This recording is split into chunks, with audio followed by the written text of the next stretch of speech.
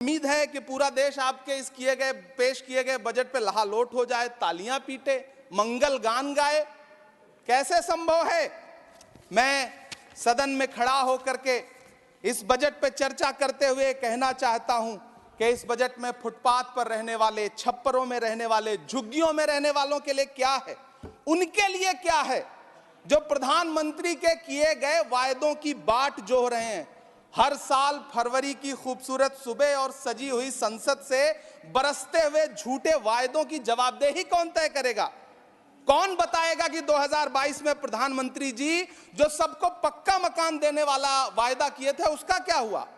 लोगों के सरों पर छत देने वाले प्रधानमंत्री जी के जुमलों से अलग उन्हें यह क्यों नहीं दिखता कि राज्यों में बैठे हुए उनके नुमाइंदे लोगों के सरों की छतें उजाड़ रहे हैं? उत्तर प्रदेश हो, असम हो, जम्मू कश्मीर हो, मध्य प्रदेश हो, भाजपा शासित राज्यों के बुलडोजर न सिर्फ लोगों के घरों को उजाड़ रहे हैं बल्कि कुचल रहे हैं लोकतंत्र को, संविधान को, अदालतों के मेयार को।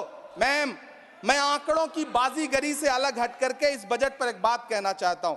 आंकड़े तो ऐसे हैं इस बजट के, ये कह रहे हैं 4 करोड़, वित्त मंत्री जी 3 करोड़ कहती हैं, प्रधानमंत्री जी 4 करोड़ कहते हैं। पहले तो आप इस झूठ में ही आपस में ही सलट लीजिए कि 4 करोड़ सही है या 3 करोड़ सही है। मैं आंकड़े तो ऐसे हैं इस बजट के मैम कि जो सुने वो बस पथराई आंखें लेकर किंग कर्तव्य विमूढ़ हो जाए। लेकिन झील में पानी बरसता है हमारे देश में, झील में पानी बरसता है हमारे देश में, खेत पानी को तरसता है हमारे देश में, जिंदगी का हाल खस्ता है हमारे देश में, दूध महंगा खून सस्ता है हमारे देश में।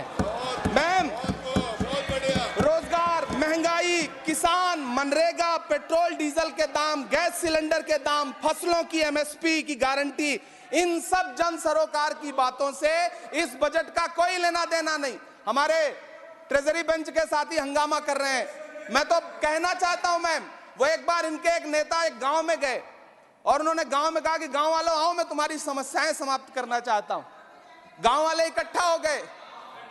नेताजी ने गांव वालों से कहा बताओ तुम्हारी 2 समस्याएं बताओ, मैं दोनों समस्याओं का यहीं पे समाधान करूंगा। तो गांव वालों ने कहा साहब हमारी पहली समस्या है कि हमारे यहाँ कोई हॉस्पिटल नहीं है।